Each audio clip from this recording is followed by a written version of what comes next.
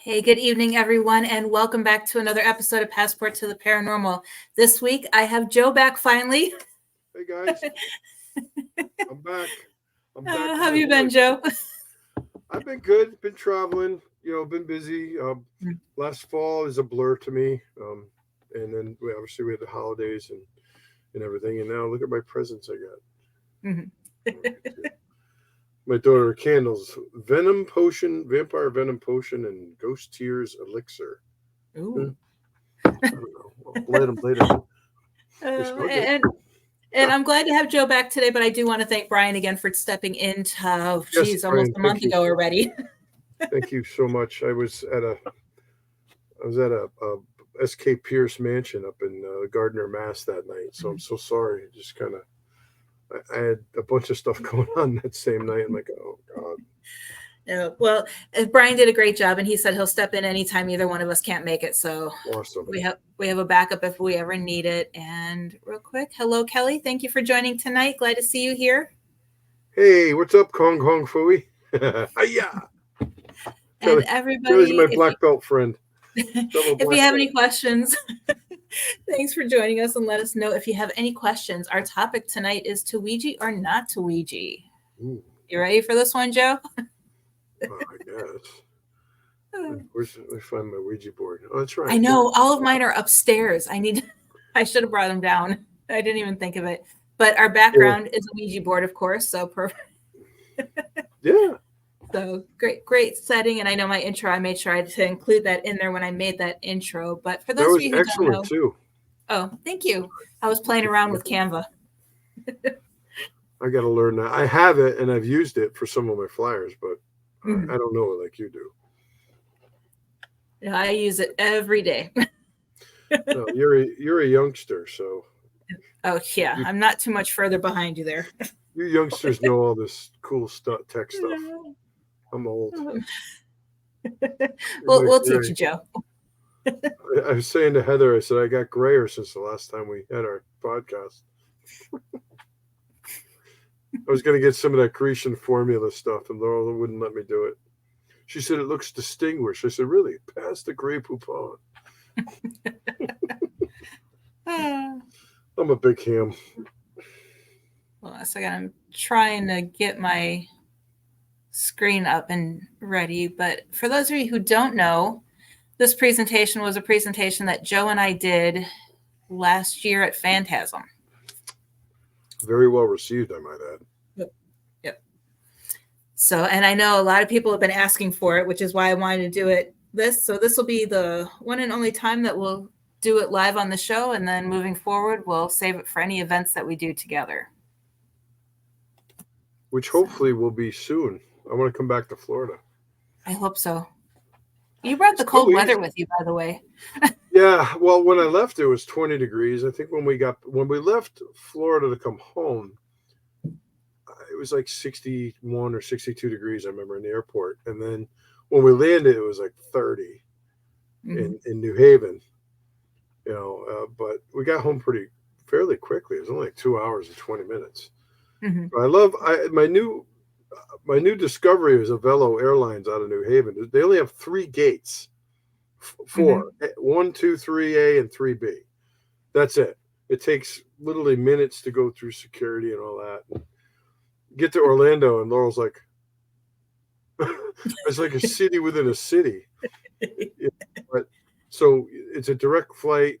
They're pretty reasonably priced. So I want to make a lot more trips so we can come down and do some lecturing and some tours and ghost hunts and go hug Robert the Doll. That's what I want to do. I want to give him a big old hug. Definitely all things that we need to start working on. I'll ask permission first, though. I think he just needs a hug, and then everything will stop. All the bad stuff will stop. He just wants people to love him. That's all. Yep. He doesn't want to be sitting in that case forever. So is there anything you want to say before we get started, Joe? Well, no, I just missed everybody. I feel good to be back. I was looking forward to this. Heather and I are trying to get together and plan some good shows for this year.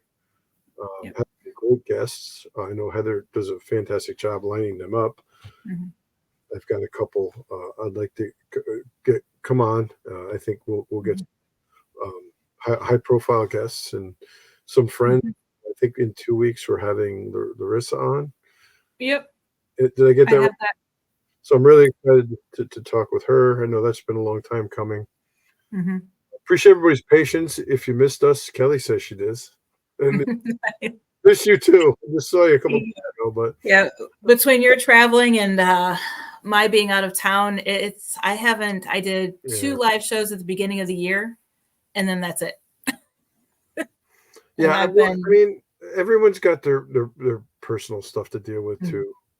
I Yep. mean, the work that we do in the paranormal world it's all volunteer. Hmm. Yep. We don't charge any money for the people we help. Hmm. Had a great weekend at MegaCon with my friends and colleagues. We did a lot of good work down there. I actually posted something because um, I helped this young lady who had some issues, and she was really seemed desperate for help. And all I did was pull her aside and give her some fatherly advice. It was Hmm. more of a fatherly. She was the same age as my twins. Hmm. So I just give her some advice that to comfort her. It really had little to do with paranormal world, but um, it seemed that she was. Even Laurel said when she left, she was so much happier, and it made my heart feel good that feel that maybe I made a little bit of a difference in her life. Hmm. But she's got some issues she needs to work on too, which I talked to her about. But that's why I posted what I did. I don't know if anybody saw it, but it's just like, look, this is why we do what we do. Hmm. And I always say what you get back from that is immeasurable. No amount of money could make up for how that made me feel when I read that. Hmm. And Yep. yeah, of course we all need money, but that's not what it's about. Hmm. Yes, when we lecture or do speaking engagements, you get a fee for that, and that's great. Helps pay for the gas. But Hmm. far cry from being a millionaire. I'm not even a Uh, thousandaire. yes, you so know, but true. I had someone comment recently about I mentioned a comment about drama because I was just joking around. I'm like, look, guys, I just got back. Hmm. Give me a couple of days to rest before the drama starts. you know, um, Nope. and then somebody said, Joe, I learned a word this year called drama. I said, well, I got a new word for you too. It's called integrity. And Hmm. that's what I'd like to see a lot more of in this field. Not these haters always wanting to hate and fighting back and forth, and I don't get it. I'm just praying that we can all just get along. I don't get it. Nope. Have some integrity, speak the truth. My dad used to tell me, he's like, always tell the truth, and you never have to remember what you said. Hmm. Yep. You know, so, Exactly. but Yeah. anyway, No, and unfortunately, I mean, I've even talked to people outside of the paranormal field. I think it's just the world we live in today. it is. Hmm. It is. I mean, the world is topsy turvy right now. I mean, people killing each other over a piece of land, and it's ridiculous. Hmm. Yep. And if you're empathic, you feel it. Hmm. And whether or not you realize it, it affects all of us. And your attitude affects your behavior. Hmm. I Yep. see people these days, and it's not everybody, but people I find are rude to one another. You Yep. know, um, on the roadways. I mean, somebody cuts you off. I saw that a lot of that in Florida. I wasn't driving, and Bill's telling me, and I'm not picking on Florida. I'm just Oh saying, no, you Bill's are. like, It's true. Bill's telling me, I'm like, I thought Connecticut drivers are bad, but people don't know what directionals are. Hmm. They just cut in front of you, and you're lucky if you're able to slam on a brake in time. And I'm like, I don't get it. And then up ahead about 100 yards, it's a wall of traffic. It's like, where Hmm. are you going? Yeah, you're 20 feet in front of me. My car's about 20 feet long, so they're 20 feet in front. Where are you going? I mean, and if you beep your horn or you call somebody out on something bad that they did, they're like flipping you off, and Yeah. they want to have words with you. I'm like, dude, you don't want me to get out of this car. That would not end well. That's why we moved away from Orlando. Yeah, I don't like to engage in stuff like that. That's why I say always be kind, be gentle, and be humble. Humility is something that's lacking in this field, and it does my heart. It makes me feel sad. That all this fighting going on and drama, and I didn't want to go down that rabbit hole, but let's all try to do better, people. We'll all do better, myself included. We'll all do better. Exactly. I'll leave you with that. And real quick, before we go live, I do want to let everyone know that you can watch our show live every other Wednesday on Passport to the Paranormal Facebook page, Parapost Network, and Paralinks TV #1. And then I do upload it to my YouTube channel, which is at Heather Leigh PhD on YouTube. I upload that within 24 hours from the show airing. But you guys can always find us at Passport to the Paranormal. So you ready, Joe? Annabelle. Hannibal. Yeah, I'm ready. You got your girlfriends back there? I was born ready. Yeah, Laura won't let me put him in the bedroom, so I got in trouble when I brought the other one home and put it on the bed. She's like, "Oh no, get this thing out of here," and I got kicked out too. Well, that explains a lot. No. Yeah. But the one Annabelle you have, she actually enjoyed my latest book. She was holding it for a while when she was with me. Oh, that's right. Yeah. That's right. Oh, what did I just do here? I screwed up my computer. Way to screw up your computer. Okay. I got two of them going here. I wasn't sure you were going to have it on the screen, so I brought my other computer here. Yep. Nope. I have it all set to go. It's the one that with just a few changes for typos that I noticed while we were doing it.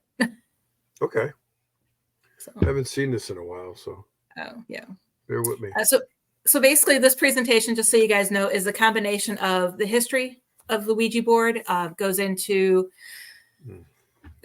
cautionary tales on when to not use it, why not to use it, as well as some methods on how you can use it. So it's one of those things where we each take a different side, kind of open each other's eyes to the good, bad, and the ugly of Ouija boards. But the Ouija board, I will get into it a little bit more later, is actually a talking board. Ouija is a trademark similar to what Kleenex would be for tissues. And of course, this is too small, so I got to switch to another screen. It was first mentioned in 1100 AD in the Song Dynasty.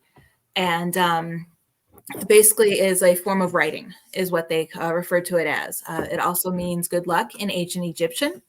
It was believed to be used during the Civil War. And this one is actually a section that I'm starting to do more research on, because what they did is during the spiritualist movements, they would start using the Ouija boards during the Civil War to help comfort people who were back home to feel like they were communicating with their loved ones that they lost in the war.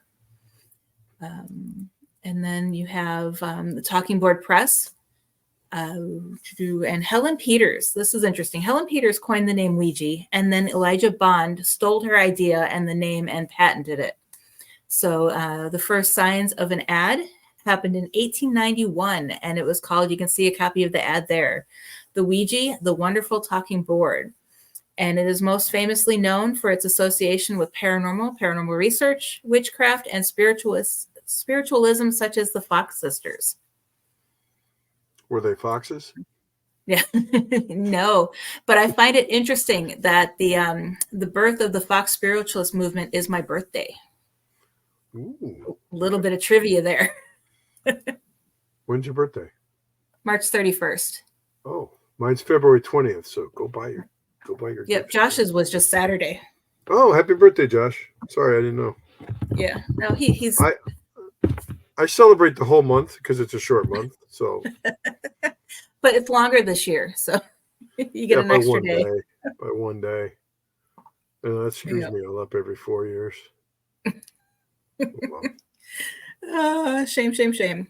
I think I proposed to Laurel in a leap year. Maybe it had something to do with it. I don't know. It was so long ago. Poor thing. I digress. People watching the show, you got to understand something about Joe Franke. I'm a big dumb animal. Kelly and Michelle and Stephanie were down at the MegaCon with us, and they saw me speak for the first time, and they were horrified. If only they knew. Yeah, well, we had a good time though. We missed Yeah. you though. I missed you guys. I was hoping to see Yeah. you. I feel sorry for the world when you and I actually plan a tour where we just go from city to city. Hey, got to spread some sunshine everywhere you go, right? Exactly. And also, I forgot to mention earlier, but if anyone has any questions, please go ahead and ask. I'll make sure that I mark them for us to either go back to them or we'll answer them in between each of the slides. So a little bit more before I hand it over to Joe with the don'ts about Ouija boards. They're actually used for scientific studies. People have reported that using a Ouija board is more accurate than just randomly guessing. It is believed and rumored to, or theorized to run off our human consciousness. So when you ask a question, it is actually not a spirit answering the question for you. It is actually your subconscious answering the question. It is sold today by Hasbro and often used as fun parlor room games. It is truly, people believe it to be evil. They've tied it to witchcraft, black magic, cult practices, and burning. In the past, popular people who have used it is Aleister Crowley, Dick Brooks for the Houdini Museum. He did it to try to reach Houdini himself. And then Bill Wilson, who Alcoholics Anonymous used it for recovery practices. Great. Sorry, I'm reading questions. No, Kelly okay. says she wasn't horrified. Oh, you're too kind. I'm curious, and I'm just going to throw this out there while we're on the screen, but I'm curious to how many people out there have tried the Ouija board, like to find 6 lotto numbers or something. Because if it's more accurate than guessing, I might start. Mm-hmm. Yeah. What we'll have to do is I had the members of the Talking Board Historical Society on one of my other shows, and they were amazing. And some of them just collected the boards. Others knew the history of the boards. One person, he actually makes them, and then one person, she writes books using the boards. So the spirits will channel through her, and she'll write her books that way. She actually wrote a children's book with the spirit of her cat. Right, but it was probably really her inner consciousness. It could have been, but the book is really good, and the information they shared, and they could probably tell you more information about the using it for more accuracy than guessing. Sounds like it was perfect. It was perfect. Come on, that was funny. I don't hear you guys laughing out there. Okay, not me. I've always felt that using any type of divination is for personal gain is a big no-no. Yes. Yeah, well, I'm going to get to that later. Well, Heather, seriously though, did you want to mention, the reason why you and I tease each other all the time about the Ouija board? Oh yeah. But you're Wiccan, right? Mm-hmm. Yeah. Yeah. I don't know if you mentioned that. If you did, I apologize. I didn't hear it. Oh, no, not yet. All right. Did I? Sorry. No, you're fine. I figured most people know by now. Well, no, I didn't know if you were going to mention it, but that's why I'll mention when it's my turn. I mention what I mentioned, but we'll get to that. Okay.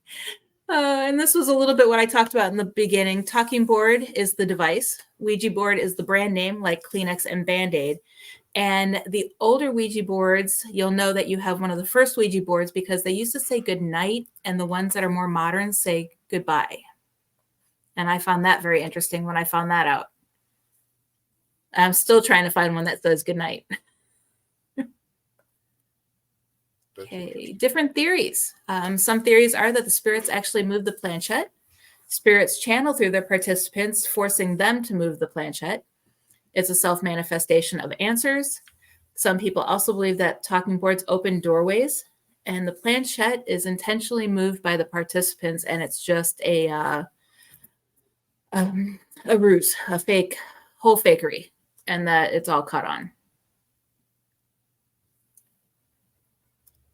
Okay.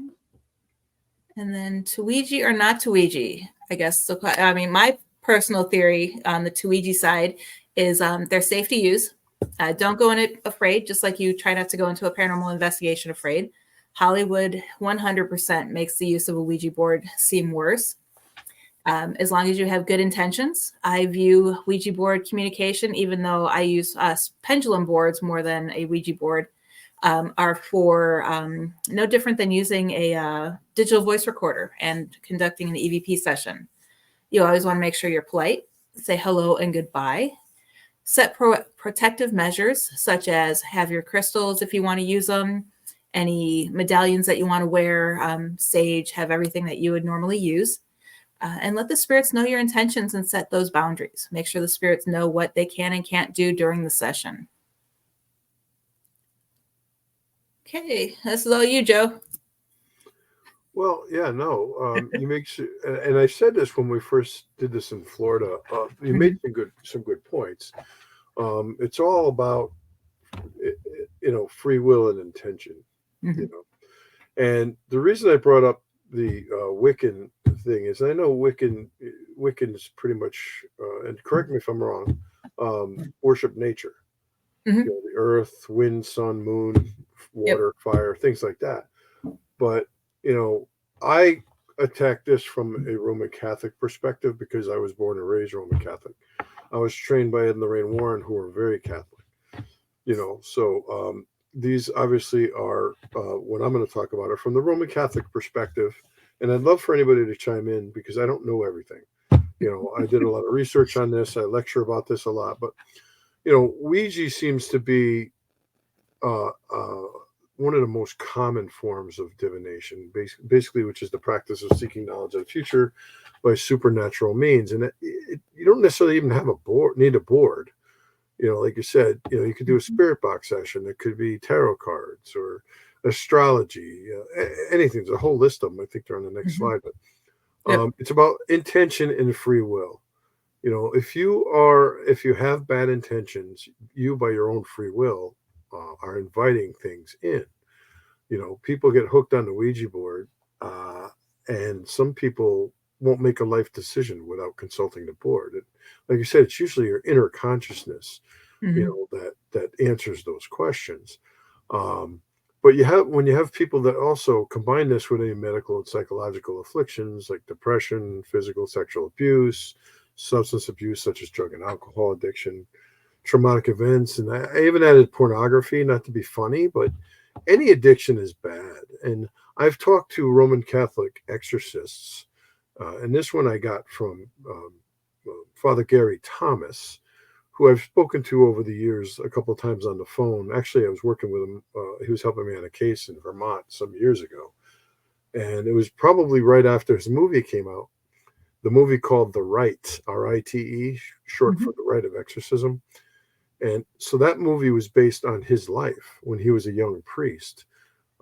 He was sent by his bishop to the Vatican to study, take the exorcism course, which I think it's only a week of classroom, and then I think a couple of days of practical. And the elder exorcist played by Anthony Hopkins was his mentor. So the Catholic Church preaches against divination. It's actually in the book of Deuteronomy. And funny story, Heather, I think I told you this, and this is God's honest truth. My Bible that I have, when I was preparing for the slides, I was doing some research, making sure I was getting this right. I don't want to, I want to be able to speak intelligently about it. So I went to look up where it talks about divination in the book of Deuteronomy, and I literally grabbed the Bible, and it's 6 inches thick, and opened to the page, the exact page that I was looking for. I think it was Deuteronomy 18. I think it's on the next slide, if you don't mind. Yep. Slide. 18, 10, nope. Something like that. Oh, okay. Well, is it on the next one? Yep. All right. Nope. Go back to that. That's okay. Go back. I'll come back to that. Sorry, everybody. I haven't seen the slides in a few months.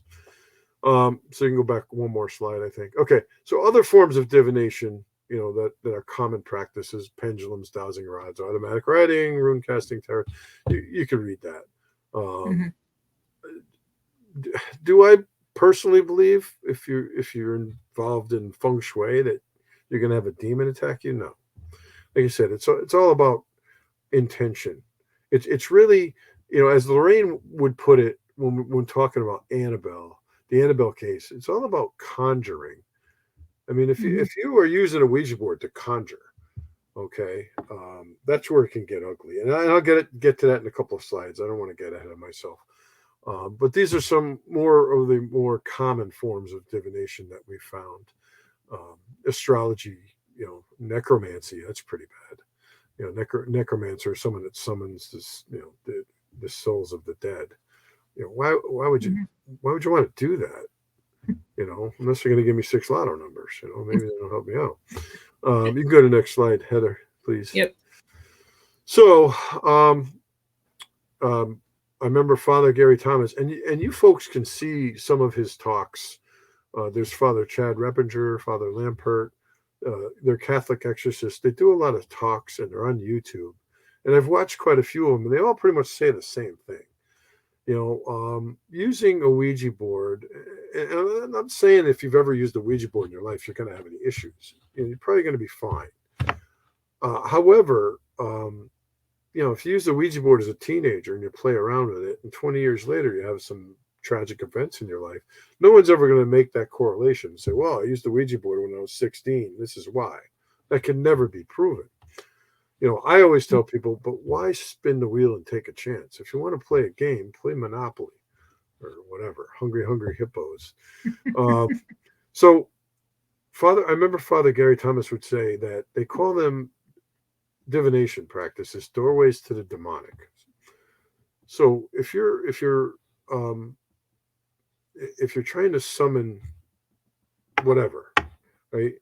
No one's going to summon demons. I would hope not. But if you're trying to speak to people that have passed on, and you think that they come through, could it be them? I guess I have an open mind about everything, maybe.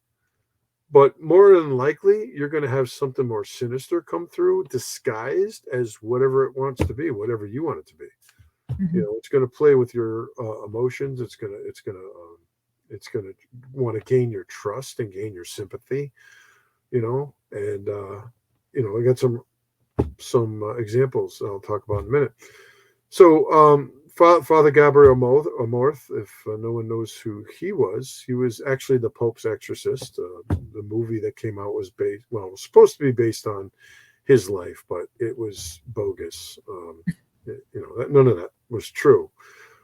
But he passed away in 2016. But for 30 years, 86 to 2016, he was the chief exorcist in Rome for the diocese.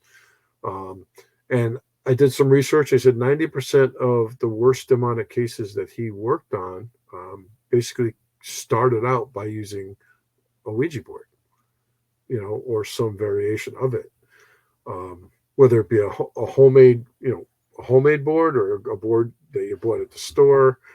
A lot of people out there, if people are listening that collect them, I would just caution you, because if you're collecting boards now, that these are items you don't know where they've been and who's used them for what purposes. I feel that those boards could have attachments. Items could have attachments, things like that. So that's kind of dangerous in and of itself, I believe. Again, like I said, I believe it, so I stay away from it. The Bible and the church, as I started to mention before, preach against that. And actually, Father Amorth said that Ouija boards were an abomination to God. And I noted Deuteronomy 18:12.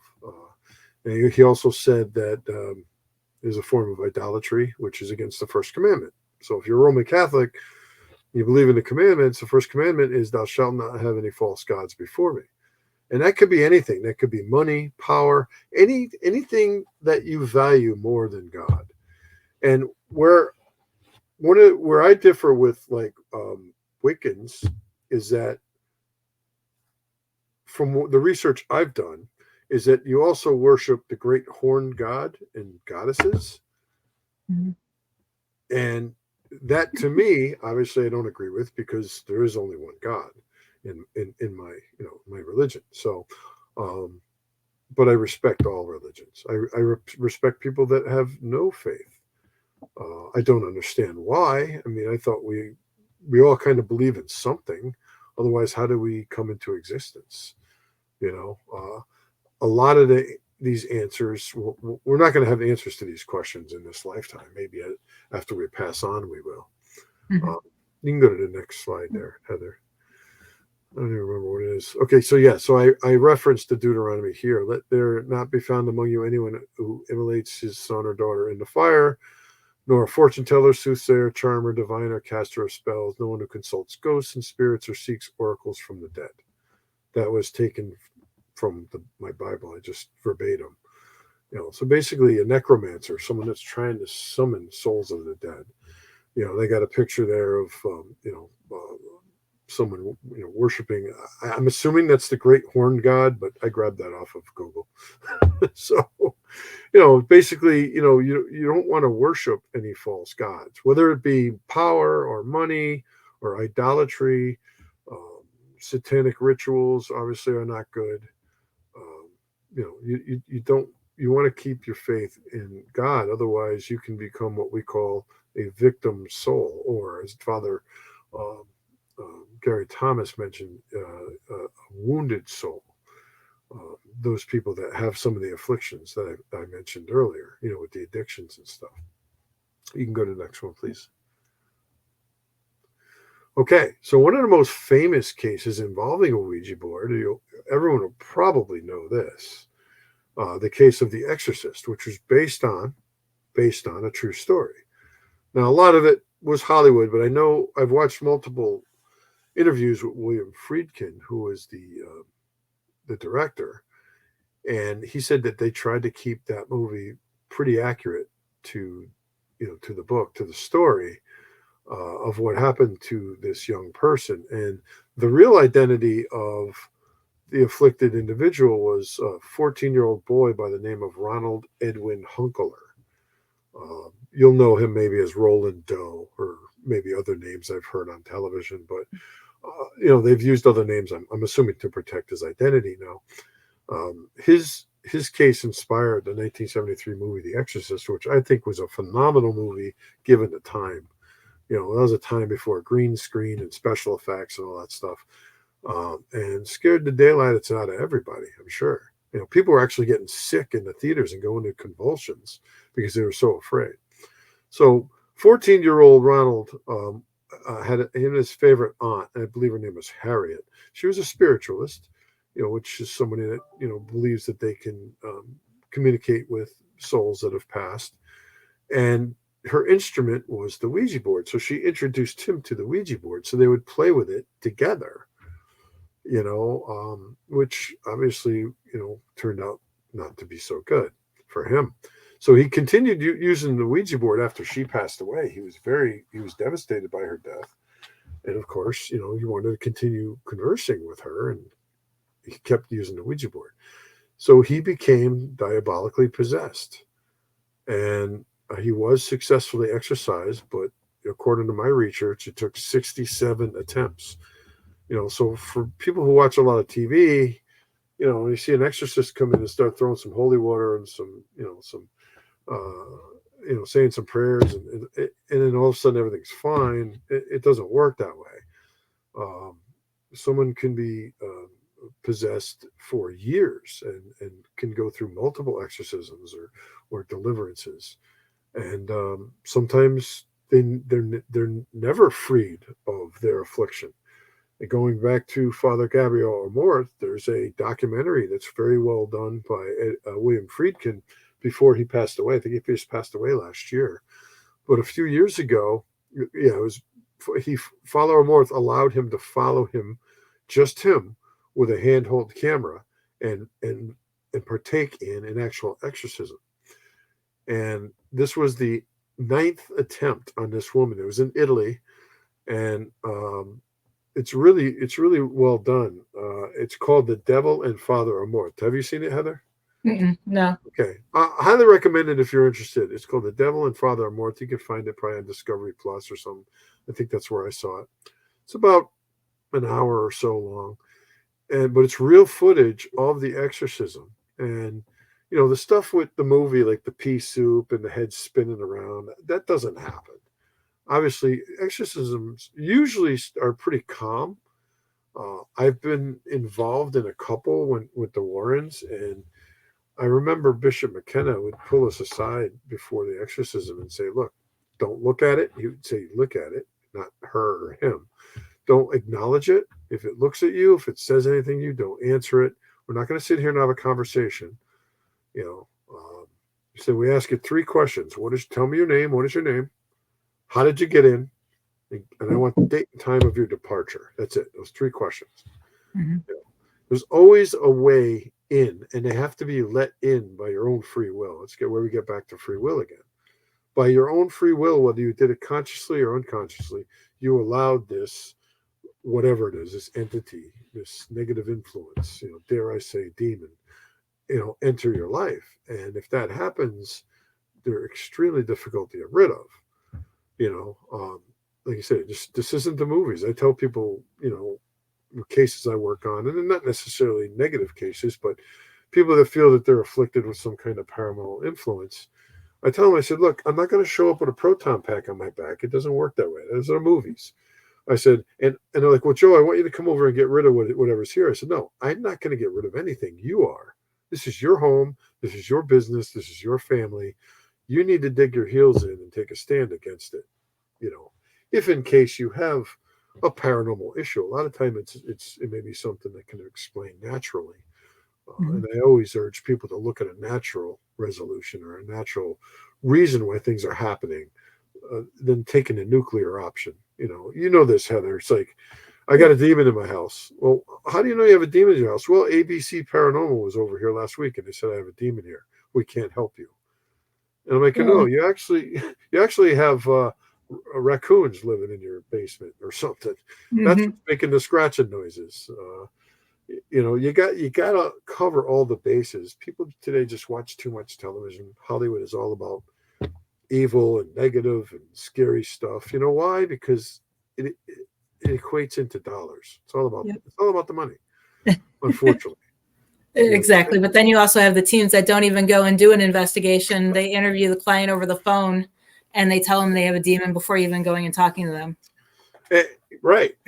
And that irks me, to no end.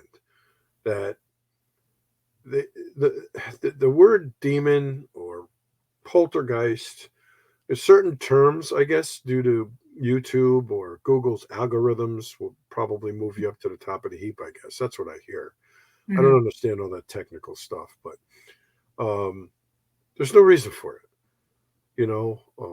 I urge people, if you're into paranormal investigation, that's fine, but you need to be in it for the right reasons. Don't misrepresent yourself to get a case.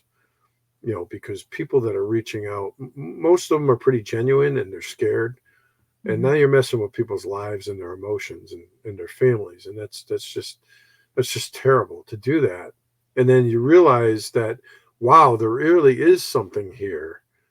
And now you're in over your head. And how many cases have you known, Heather, where people say, they ran out of my house and they won't return my phone calls? Oh, yeah, quite a bit. I've been on teams where team members have done that. Yeah, and I know I digress a lot, and I apologize. But let me come back to the story. That's why we air for 2 hours. Yeah, well, right. It was supposed to be an hour, but well, Joe's on there. It's 2. Yeah. Excuse me. So the story with Ronald Hunkler started in Cottage City, Maryland. So that's the house on the left. Excuse me for a second. And then what happened was Ronald had under one of his possessions, he had writing on his stomach that spelled out Louis. Lewis. That really happened. And the family obviously were terrified, but I guess they had family in St. Louis, and they interpreted that to mean that they needed to go to St. Louis. So the house pictured on the right, which may be more identifiable, is the house where he lived. I don't think the exorcisms took place there because they need to be on holy ground. But they said it happened up in the bedroom. I mean, the priest went up to the bedroom, but the exorcisms would have had to happen in the church or a holy place. Excuse me. Something went down the wrong way here. So Ronald was so he was freed of his affliction after many attempts. He was lucky. He went on to be a NASA engineer for 40 years. Just passed away recently in 2020. I think he was about 84 years old. But I had one bullet point there where it said his life was a living hell. And I read that from an interview with him, because what he meant by that was every day he lived in fear that people would find out his true identity, that he was this boy, that this whole movie, I mean, this iconic movie was made about. And it really bothered him. I read something where every Halloween he would leave the house and not come back until it was all over, because he didn't want to be involved in that. So that was one of the more interesting cases. But there are other cases. There's cases that you've worked on, Heather, I'm sure, and I've worked on, where Ouija boards were involved. Certainly not to this degree, which it's rare. I mean, demonic activity is rare, and possession cases are rarer still. Yep. A lot of cases where people think they're possessed. I've had people say, "Well, I'm possessed." I'm like, "Well, if you're possessed, you wouldn't know you're possessed, and you're not possessed." Yeah. There are signs to look for. Certainly, if someone has some kind of issue, you want to have the full medical and psychological workup. Was that the end of the slides? I think it was. Nope, it's not. There's more. I just, while you're talking, since we're so small. Well, I mean, the slides for me just kind of remind me what to talk about, but that word just gets thrown around. Possession, demonic. I mean, it gets thrown around these days very easily. And I try not to insult, the people that are out there, these YouTubers and stuff, but I mean, you got these catchy big titles with these expressions of fear and surprise in their face, and I get it. It's all for likes, it's for views, and then they monetize that, and it's not illegal. It's not illegal. I just don't agree with it, but that's just my personal belief, because it's not real. Now, I'm not saying they're faking their evidence. Maybe some of them do, but there's no reason to go into an abandoned school or asylum or cemetery. There's no reason to do that. There's certainly no reason to do that and go in there with a Ouija board and start messing around. All right. Because now you're just asking for trouble, and you know what? When that happens, you usually find it. And then you realize, I'm in over my head. I don't know what to do. Joe, I was at, my friends and I went out last Saturday night. We were in a cemetery with a Ouija board. And I'm like, what were you thinking? And they're like, well, something followed us home. Now this is going on. This is happening. And I just shake my head, So if you remember, Heather, when we were in Florida doing this, when we finished, we had a lady up in the front row, and she raised her hand, and I called on her, and she says to me, she says, well, my 10-year-old grandson uses a Ouija board. Do you think that that's not good? And I just slapped my head like, wow, I could have had a V8.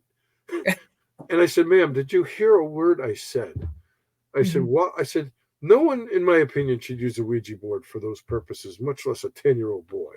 That's where the hungry hippos came in. I'm like, buy the kid a battleship or something. Maybe that's too violent, but he doesn't need to be playing with a Ouija board. So it's just very, very frustrating. Yeah, Jeff, I know they're faking. we can talk about your videos later. They're very well done. But he's right. Don't. It's even the Hollywood movies these days. It's like, if you just told the story the way it really happened and what the family really went through, it's far more interesting and in most cases far more terrifying. But some people might find that boring too, because how many times have you gone on a case and you sat there for days and weeks and nothing's happened? I had a guy once, he's like, every night when I go to bed, the louver doors on my closet in my bedroom shake uncontrollably. Really, every night, every single night. He swore up and down every single night. So what do? I go over there, I plant myself there. It was like 2004. It was a long time ago. I set up cameras from 2 angles, set up recorders, sit there on the bed just staring at these doors for hours. Nothing's happening. The guy's looking in the viewfinder. He's like, "Oh, look at all the orbs." I'm like, "That's dust." Those, and he's like, "I don't understand. Every night it does it. It must not like you." I'm like, "Okay." I mean, I'm not saying the guy made it up. Maybe it's very real in his mind. I'm trying to be kind here and not say people are lying or faking. And I can tell just by looking at him, the guy really believed this, and maybe he really was seeing it, but I couldn't verify it. Right. And I probably spent a couple weeks there. I never once saw the doors move. Mm-hmm. I went back, watched my video footage, said maybe I dozed off, and but to sit there, and I even said, "All right, let's just do an experiment." I'm like, "Why don't you go to bed like you normally would?" And I sat, just outside the room in a chair, just staring inside this dark bedroom while the guy's snoring. But in the end, I said, I don't think you have any issues. I said, however, if you do witness this activity again, let me know. Never heard from him again. And I think he probably called somebody else in because he was looking for somebody to validate that. For whatever reason, I don't know. It's such a long time ago, but I'm saying I'm sorry. I mean, I'm there on my own time, volunteering, just to try to put this guy at ease. However, I will tell you this: his dresser looked like a pharmacy, so the guy was taking a lot of medicine or whatever. I didn't actually look and read. I don't remember what they were, but that's when you just turn your camera through it real quick and then look at it when you get home. Yeah, I may have. Like I said, it was at least 20 years ago, but I'm much older and wiser now. And, when we interview people, we ask them, Heather, you probably came up with the questions. It's like, look, I'm going to ask you some very tough questions here. They're going to be personal in nature. It's not because I'm trying to be nosy, but you asked for my help. I need to know this. Is there any history of drug or alcohol abuse in your family? Do you abuse it? Is there any physical abuse, any violence going on in the home? Does everyone get along? I mean, and some people get squeamish, but I said, I'm gonna tell you in advance, I'm gonna ask these type of questions. If you're not comfortable with it, let me know now. And if you're not comfortable with the answers, and you're not willing to change, so if there is a lot of turmoil and hatred and arguing going on in the house, well, no wonder you might have something negative going on, because that breeds negativity. Now, and I had one family that the sister-in-law and the brother-in-law hated each other. And so I'm talking to her outside in the parking lot, in the driveway, excuse me. And I said to her, I said, June, I'll call her June. I said, if you and Bob don't make up and get along, because, Bob was her sister's husband, but they all lived together in the same house. I said, if you don't make up and get along and love each other as a family and come together, there's nothing I can do for you. Is if you're going to continue this fighting and everything, I don't know whether or not there's something going on in your house, but to be quite frankly, I'm not going to waste my time, because I already know right now that I'm not going to be able to help you. So it ended up where they ended up selling the house and moving and parting ways. And something did follow the family, not the sister-in-law. She went off on her own. Nothing happened to her after that. But the family, and I found out later on that the 13-year-old daughter was into witchcraft. Actually, I have the book somewhere on my bookshelf over here, because I removed it from the house. She was into like satanic worship, stuff like that, black witchcraft, if you want to call it that. But stuff, her and her friends, I didn't know that she and her friends would use the Ouija board, but she hid that from her mother and her aunt, so they didn't know. But I'm like, why is this following? And then we found out later they moved 2 or 3 times, and the activity followed them each place they went. So it wasn't the house that was haunted, it was them, or the girl. And here's a 13-year-old girl going through puberty, not baptized. Again, I'm coming from the Catholic perspective, but baptism is like your first form of protection, first major form of protection. And so they changed things around. Obviously, the girl now is she's about probably my girl's age. She's about 25, and she's doing Mhm. great. I mean, that's all behind her. We got rid of all the stuff that she was doing. Took the stuff out of the house. They had this conjuring mirror that the sisters swore they threw it out, and it magically reappeared. I told this story in past shows. I'm looking for it. It's in here somewhere. They had a confirmation candle. Remember that story? Mhm. Where Yep. the confirmation candle, they said, shot across the room and smashed into a bunch of pieces. And their sister-in-law, who's the one that contacted me, said, Joe, I picked up each piece of that, threw it in a bag, threw it in the garbage. She said, the next day it was back up on the shelf. Now, think about that. That sounds really hard to believe, doesn't it? Mhm. But I have the candle, and she swears up and down that that thing was destroyed. I said, well, maybe did you have another one? She's like, no, it was a confirmation candle for my nephew. They only give you one. Mhm. So, I mean, like I said, I report, you decide. Yep. I, on that. But Yeah. Yeah, I know we had one case in Vegas. It was the daughter was dabbling in witchcraft, so I actually offered to help her learn how to do it. But the mother and daughter actually they used the Ouija board one night just to try it out. The daughter talked the mom into doing it. And they were having negative activity ever since that happened. And the first team members from our team that went in, or they're like, oh, it's demonic. It's 100% demonic. And we're like, well, let's go in and investigate again. And after investigating it a few more times, we realized that it wasn't a demon in the home. It was past homeowners who were mad at the mother and daughter for bringing a Ouija board into the home. hmm. So I mean, it doesn't have to be demonic or negative that you've conjured. It could be someone in the home that's mad. Could be. Yeah. I Mm-hmm. mean, I don't understand why people feel the need to do this stuff. Yep. You know, you go to a cemetery. I like old cemeteries because I love the headstones, the ornateness, and some of them are so old and oxidized that you can't even read the words on them Mm-hmm. anymore. But and they're peaceful places too. I mean, Mm-hmm. they're pretty quiet. Yep. Nobody's making a ruckus. But I always try to be respectful. I try not to step on graves whenever possible, things like that. It's just something I've always done. Mm-hmm.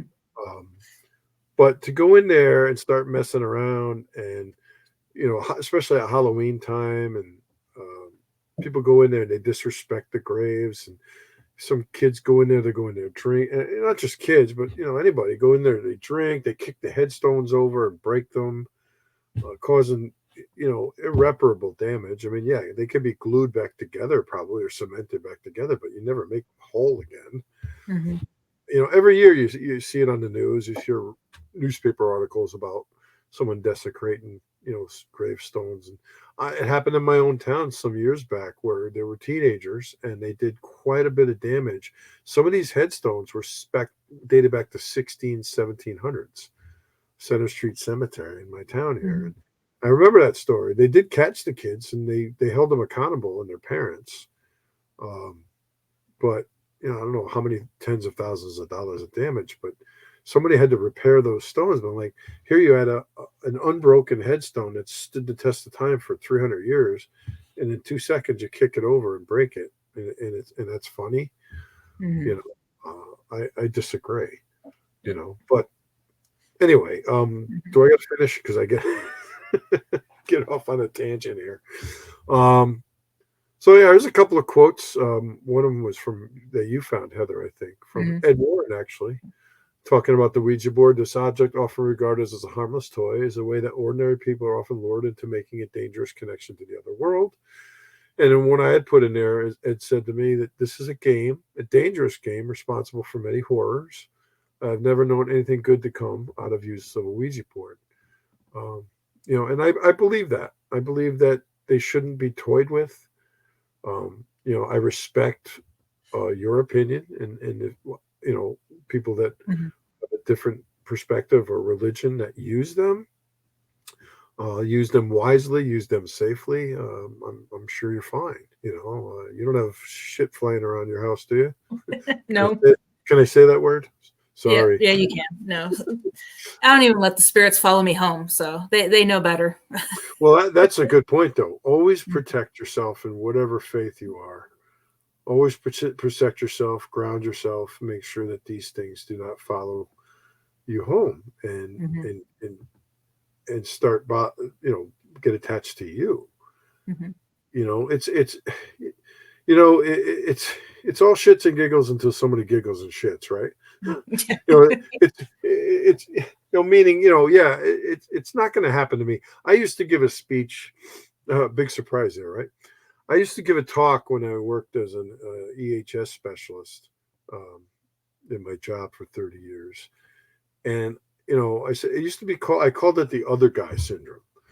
I said, no one believes it's ever going to happen to them. It's always going to happen to the other guy.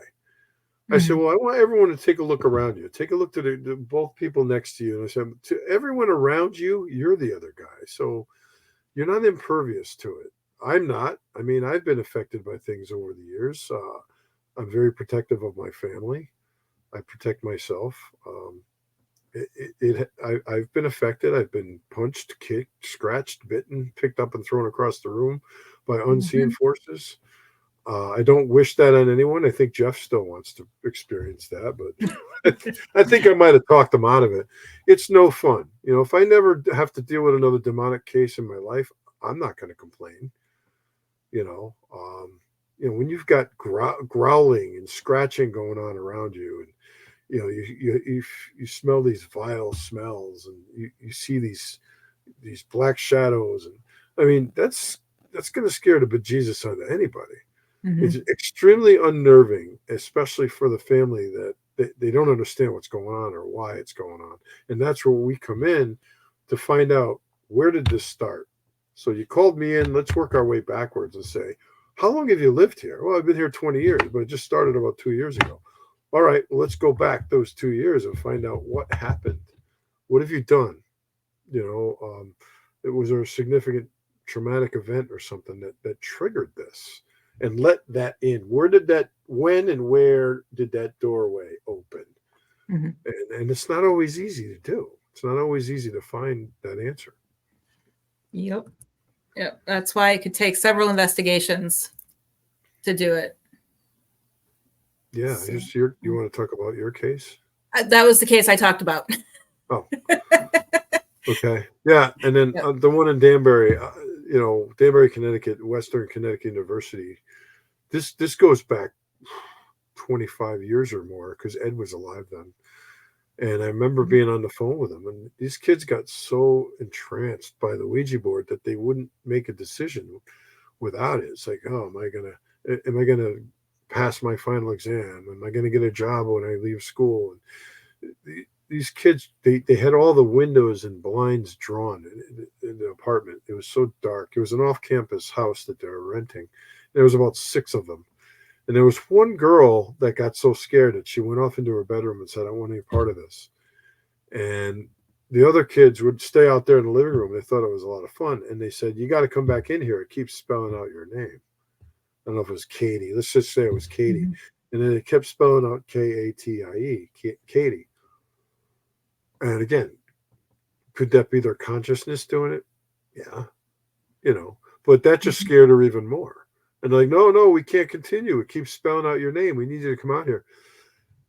And the only weird thing that happened, this is the God's honest truth, is I got on the phone with Ed. He's like, well, we before I called him, we tried to burn the board to destroy it.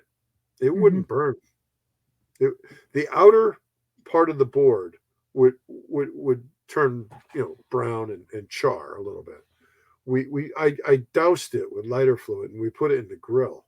And we lit it on fire, and we let it sit there and smolder. We opened it up, and it's around the edges was burned, but the face of the board was intact. And I saturated this thing. So I remember calling Ed, and Ed's like, yeah, Joe, that's not good. He goes, you don't want to burn it, because if you destroy it, you're letting whatever's attached to it out into the environment, So I'm like, yeah, good point. So he's like, you got holy water? I go, yeah.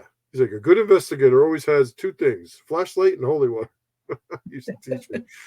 So I said, yeah. So what I did was I also had Saint Michael, the Archangel medal. So we dug a hole in the backyard, consecrated the ground, and buried it. And I put the medal on top of it. I bet you any amount of money, though, if I dug that up today, it'd probably still be intact. My gut tells me that. And this had to be at least 25 years ago because Ed's been gone 20 years. But I remember calling him. You always say, if you ever need any help, kid, call me. I don't care what time of night it is. I'm like, yeah, but what if you don't answer?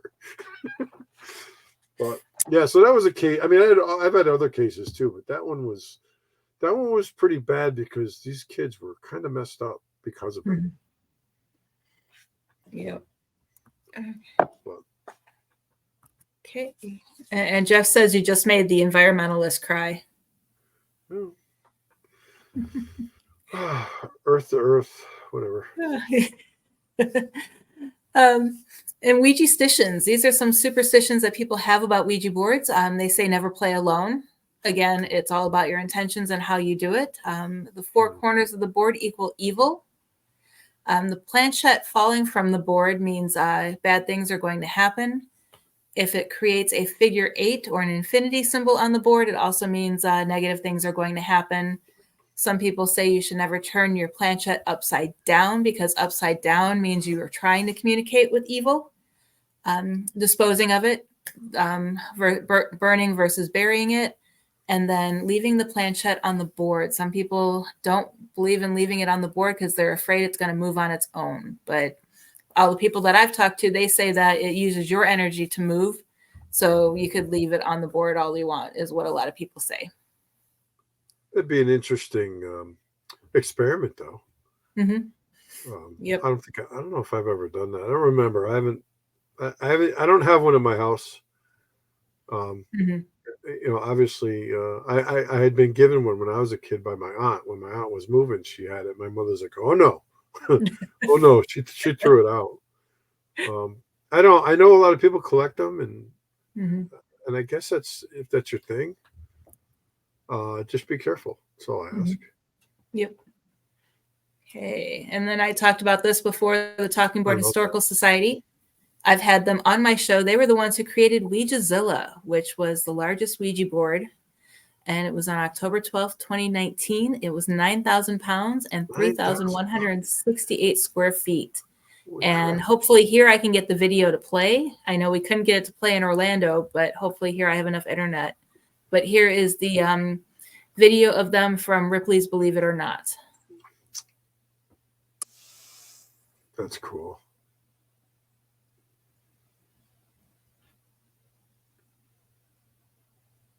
So is that like a permanent thing? Okay, here.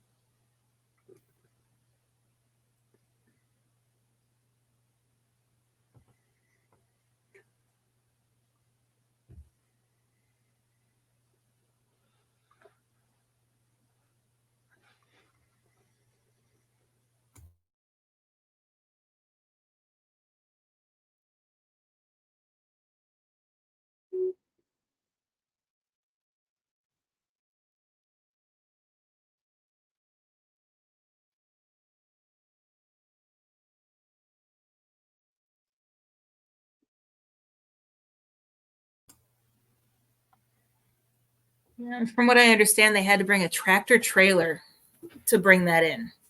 So, and I think we've lost Joe.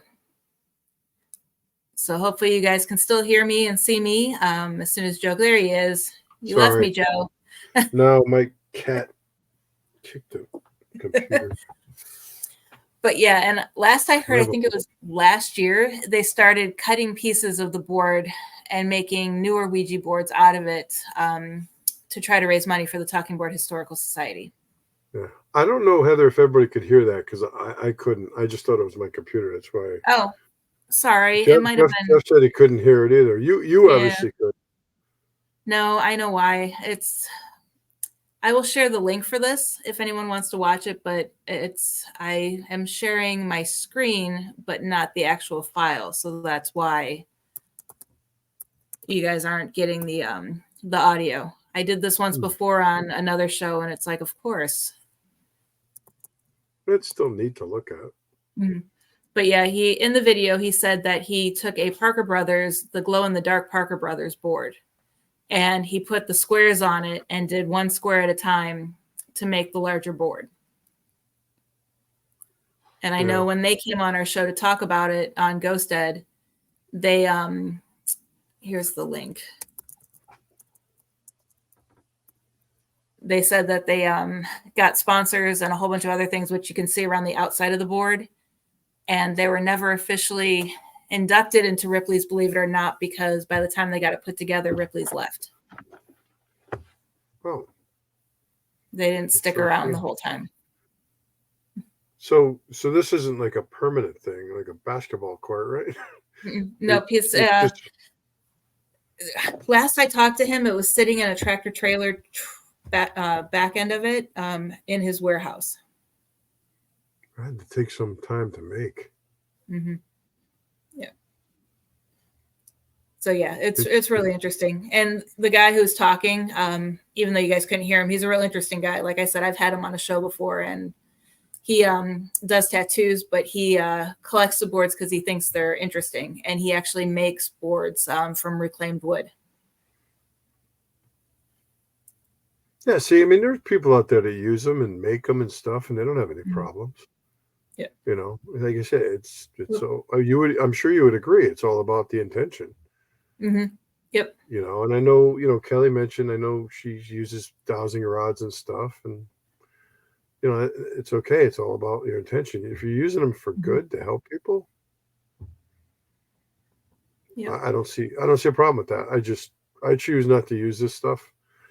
Mm-hmm. If there are intelligent spirits out there, they don't need these toys to communicate with you. They'll be able to do it. Nope. They'll be able to do it.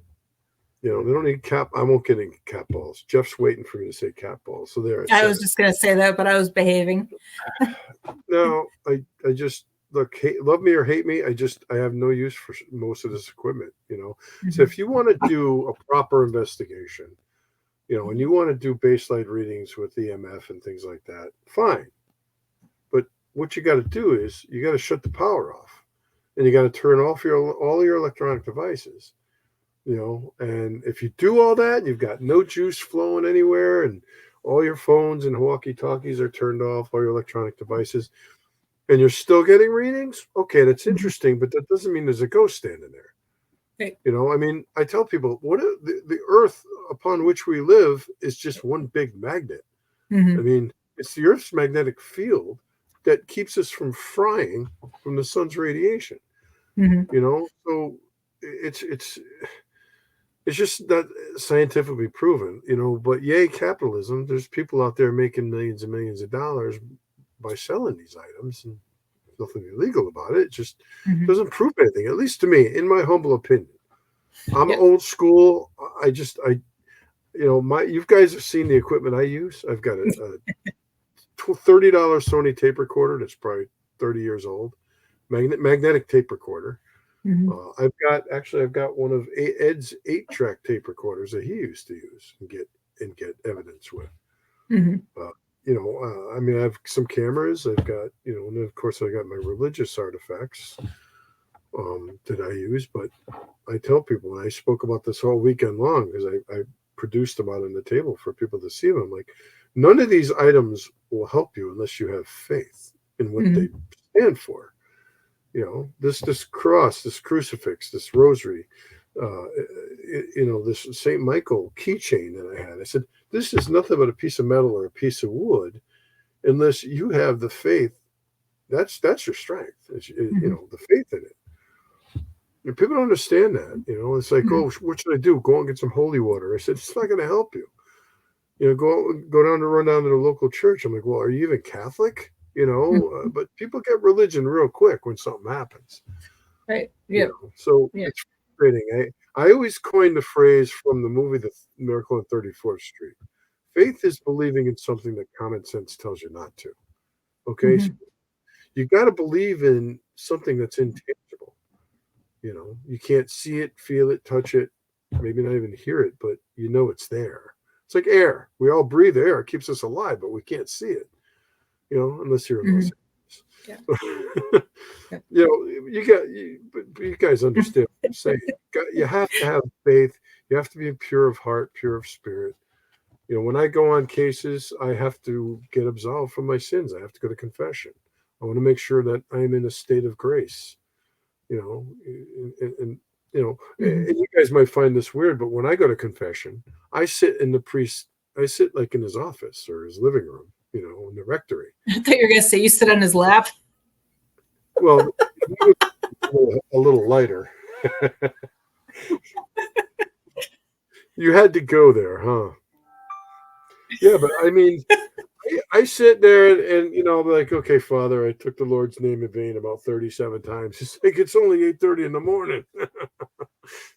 But no, I sit and have a conversation with him, and then he'll bless me and say, go say 1,000 novenas before you leave.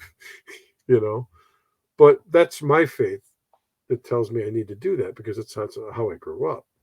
But if there are people that don't believe that or are of different faith, I respect that. We can still be friends.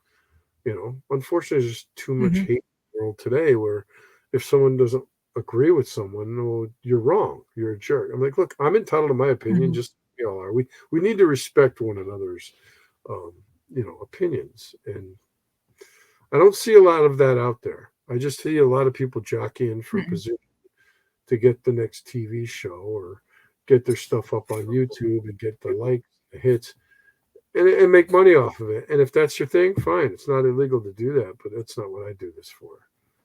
We do this to help people, for real. And, our payment is the satisfaction. Yep, exactly. Looking at in someone's eyes and seeing the relief, I've always said that. Do I need money? Yeah, I need money like everybody else, but that's why my sugar mom is at work right now. That's where my wife's working. I'm talking to you nice people. You're ordained, Jeff? Yeah, Jeff, you are. You don't want to hear my sins. Jeff does have a serious question for both of us, and I love how he has to put serious question in front of it. Otherwise, he knows I usually will glance over it because he's always joking. He wants to know, have either of us ever had times in our career where we've just doubted everything we've witnessed about the paranormal? Go ahead. You can take it, Heather. First. Okay. Yeah. For me, I've never doubted paranormal activity or spirits or anything like that. My doubt falls on the other investigators that are out there. I would ditto that. I mean, doubt what I've personally witnessed. Well, it depends. If I'm watching YouTube on TV, yeah, I doubt all of them. Doubt what I've seen and been through. No, Jeff, when I told you about the story when I got thrown across the room, it's kind of hard to doubt that. But I know that's not what you're talking about. Yes and no. It depends on the situation, but not everything, because not everything is paranormal. That's why I say to people look for a natural reason rather than a supernatural, or a normal rather than that which is beyond or above normal, which is basically what paranormal means. That which is beyond the five senses. I mean, I do have to say that I've doubted my abilities many times. Yeah, I doubt myself. No. Yeah, especially when it comes to book deadlines. Yeah. The frustrating part, as you mentioned, is I get disheartened a lot by what I see and hear in in the paranormal community, there's a lot of hate, a lot of jealousy, and I don't understand why. It's like, well, Mhm. no one's ever heard of me. I don't care. Mhm.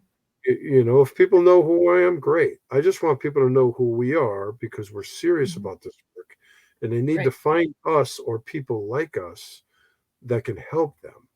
Whether they need Mhm. paranormal help or not, we can at least guide them. This poor young lady I met at MegaCon, uh, she didn't need paranormal help. She just needed a father figure, I guess, because her dad had passed away when she was 2 years old. And she was looking for answers as to why she didn't see or feel her dad around her. I Mhm. assured her, my faith tells me that your dad is with you.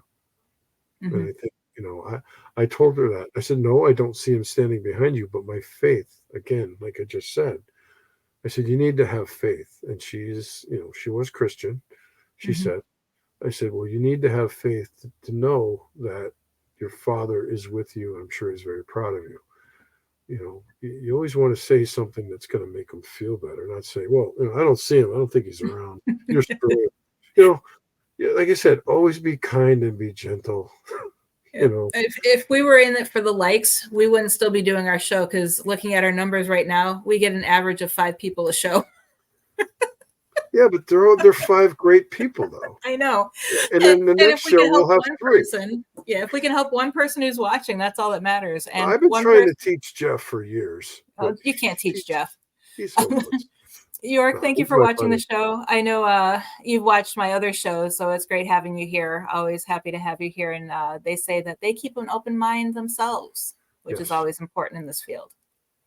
That's all I ever ask. When I lecture, I say, listen, folks, if you don't believe or you do believe, I said, but if you don't believe, that's fine. Obviously, Mhm. you're here tonight for a reason, maybe just interested in what you're going to hear, but keep an open mind. Is it possible?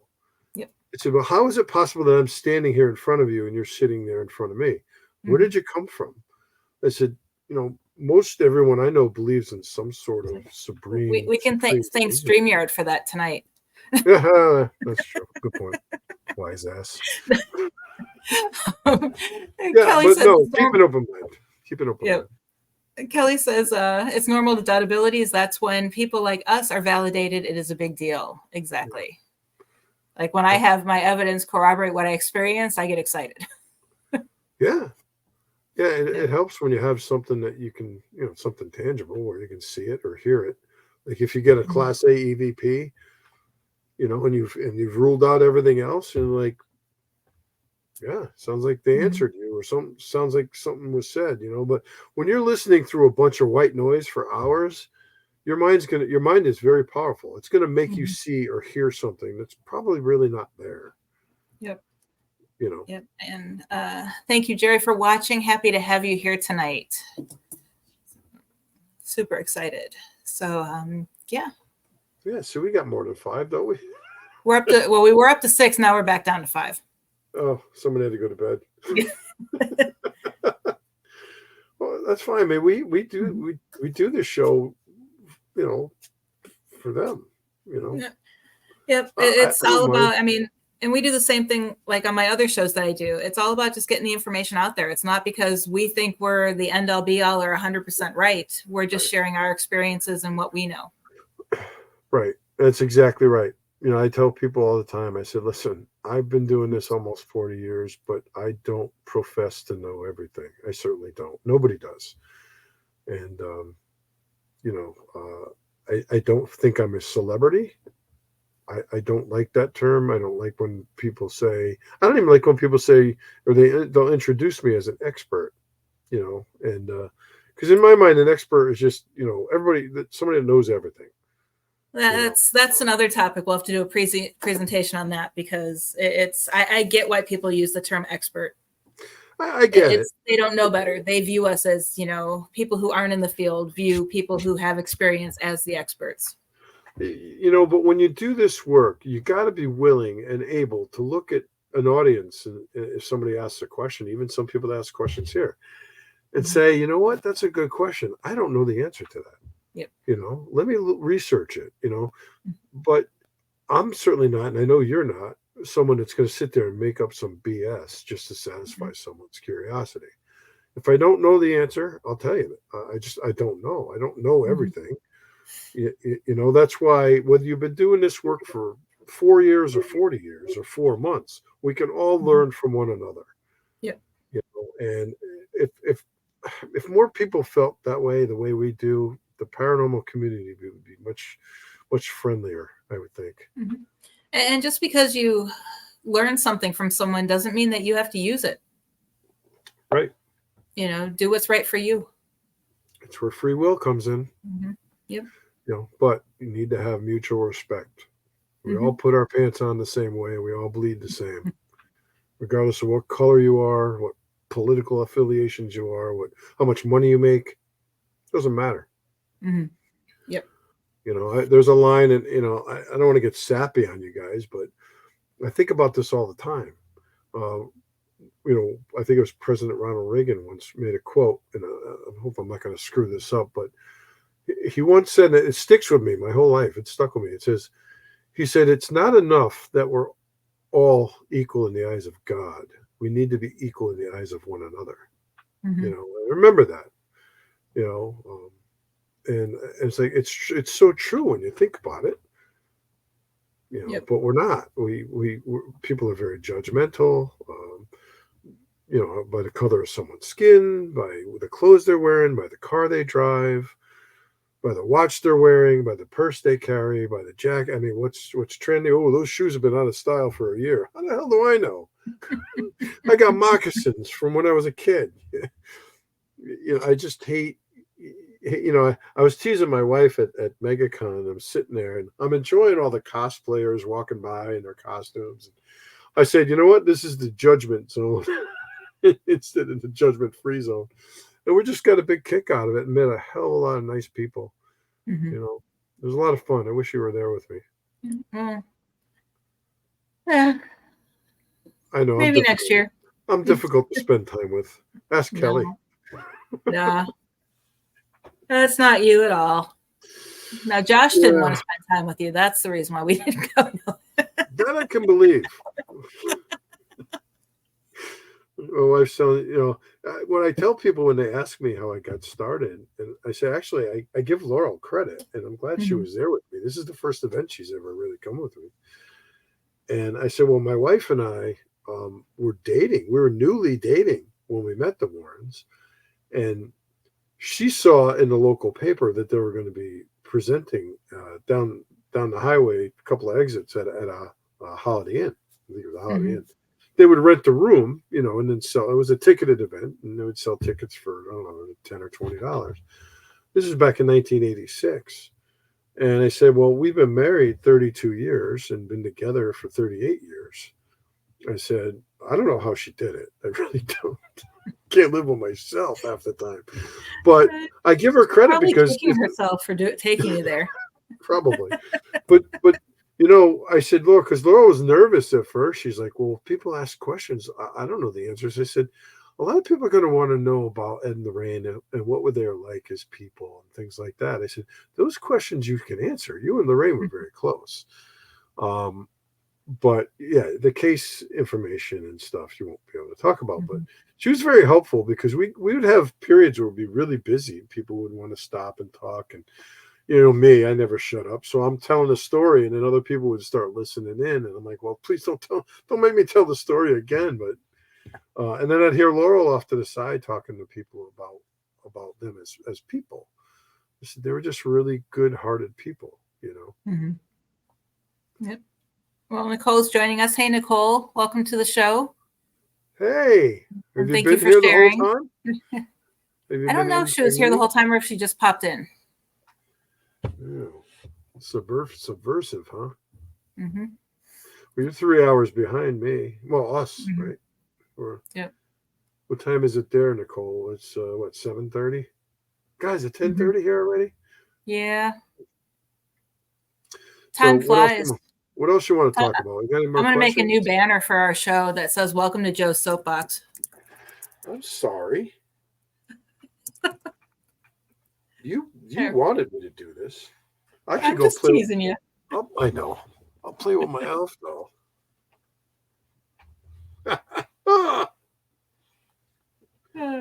I'm a big Yeah, she child. said she felt like she was trespassing when she last remote viewed for you. Oh, I got more. I got a couple more I want you to look into, Nicole, if you're interested. I'm actually looking up some old cases, some old properties, and some of the ladies have been a huge help. Just remote viewing in some of these addresses, because I'm curious. In all seriousness, I'm curious to see if some of these properties, from some more of the iconic cases, have any energy still left, like the Brookfield house, the Devil Made Me Do It case. Right. I mean, somebody lives there now. Mm-hmm. I've been by it, not recently, because it's about 45 minutes from me here, but I would give Nicole or someone the address and say, hey, can you remote view this and tell me what your feelings are? Mm-hmm. Just even like the Amityville house. People ask me that, quite often, well, how come everyone that's lived there since the Lutz family back in the 70s have not had a problem? I said it was probably the Lutz family that was targeted, not the house. Mm-hmm. I don't know why they were targeted, but they were targeted. Um, it could be the family, one individual. Um, depends on whatever the circumstances are, but it's not always the house. So you run out of the house and it doesn't follow you. I mean, it can follow you. We all know that. Mm-hmm. If it's attached to you or your family or whatever. So I don't know. Like I said, I don't know all the answers, but I can give you my theory based on years of experience. Mm-hmm. I just hate when people make stuff up. You know, It happens all the time in this field, unfortunately. I know. I mean, I mean, people embellish things to make them more interesting. It's like, well, if it's not interesting, talk about something else. Because like I always say, I said, all I have is my integrity, and it's not for sale. It's just not for sale. Mm-hmm. Those people that I'm talking about know who they are, and God bless them. Do you? No. Well, I mean, look, you build a reputation over almost 40 years, and as far as I know, I don't have any haters. I hope I don't, but if someone disagrees with me, that's fine. Someone's got a problem with me, reach out to me and we can have a chat. Mm-hmm. I'm not going to say meet me at the schoolyard, but I'm way too old for that. But it's like, look, if you have a problem with me, and I used to tell this to my kids when they were in school. If someone has a problem with you, that's their problem. If you let it bother you, you let it become your problem. Don't do that. Let the haters hate if they want to hate. But you I personally, if I see people talking badly about the Warrens, I'll send them a private message and say, look, you don't know what you're talking about. You never met these Mm-hmm. people.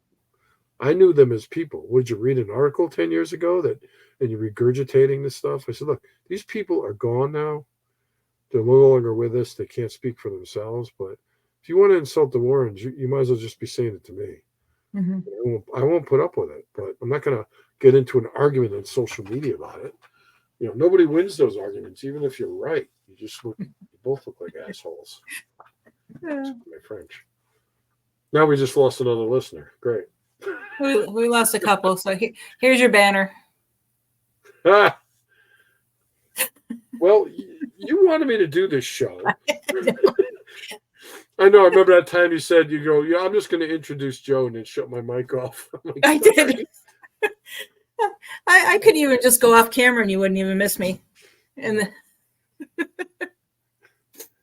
I'll shut my camera off. Hold on. Yeah, we still do have some time. So if anyone has any questions, whether it's the presentation that we just did or anything else about the paranormal, let me know. And Joe, I could turn your mic off for you. There you go.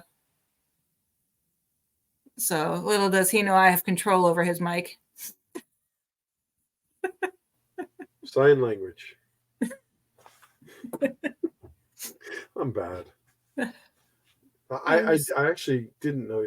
Yeah, I guess I didn't know you could do that. Me? Mute you? Oh, yeah. I've done it before when people talk too much and I need to get a word in. Well, are you saying I'm talking too much? I'm not trying to. No, never. I go play with Hannibal. Hey, how are you? That's why I created the slideshow with dedicated slides. That's all right. Just trying I to get keep to the say show something moving. now and then. Trying to entertain Jeff. Mm-hmm. Well, Jeff's entertaining on his own, but Nicole, go ahead and ask your question if you have one. And I did see that you are going to try karaoke. That sounds like fun. Different singing challenges. Okay. I'm just scrolling through the comments to make sure I didn't miss anything. I'm looking at them too myself. Mm-hmm.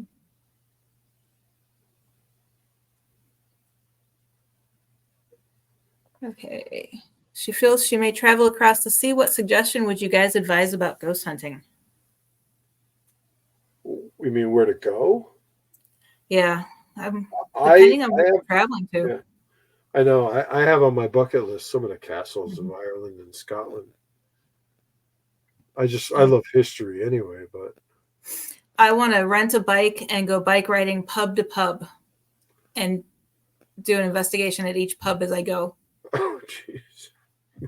Will you be patronizing that pub? Because you'll see a lot of stuff. That was my dad's dream. He wanted to rent he wants to rent a bike and go pub to pub drinking a beer at each pub.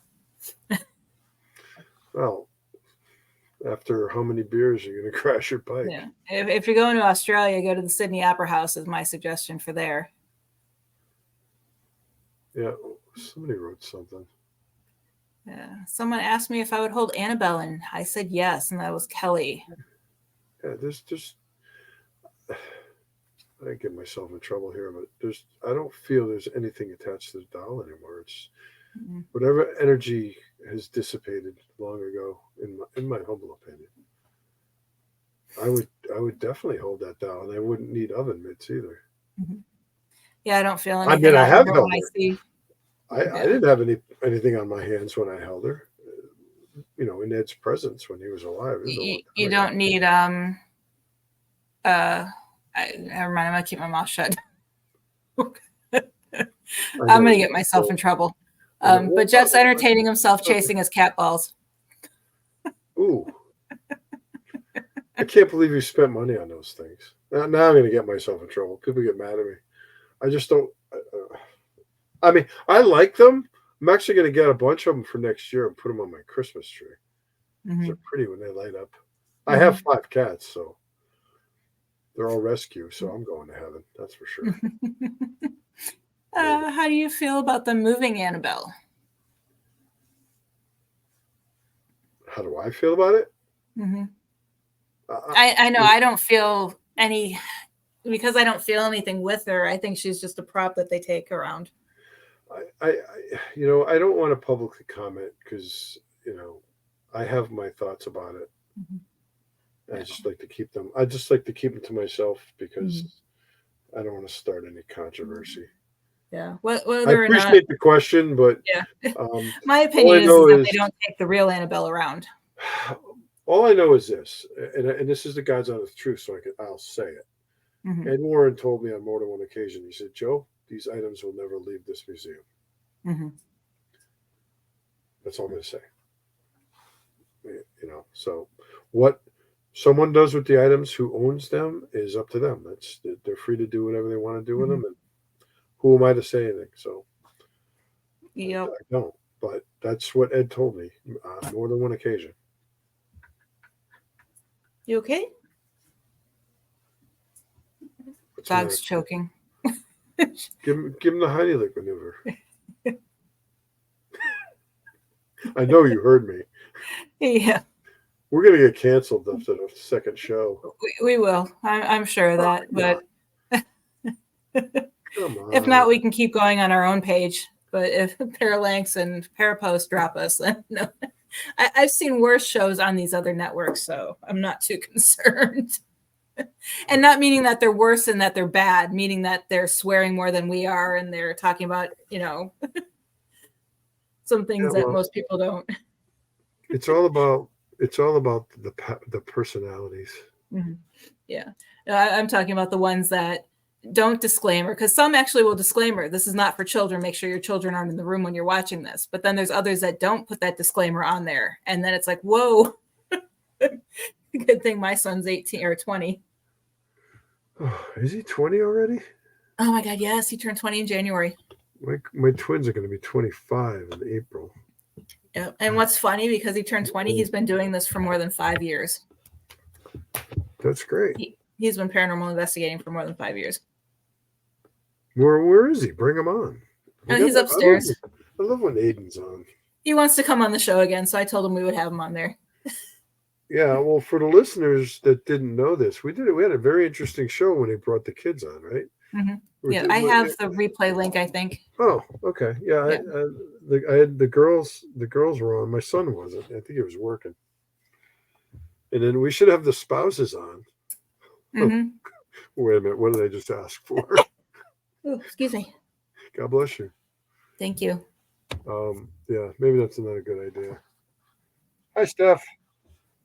Steph just jumped on and she's trying to BS us and say great show. But... Yeah, I'll go through the comments again in a minute, but I'm trying to find the...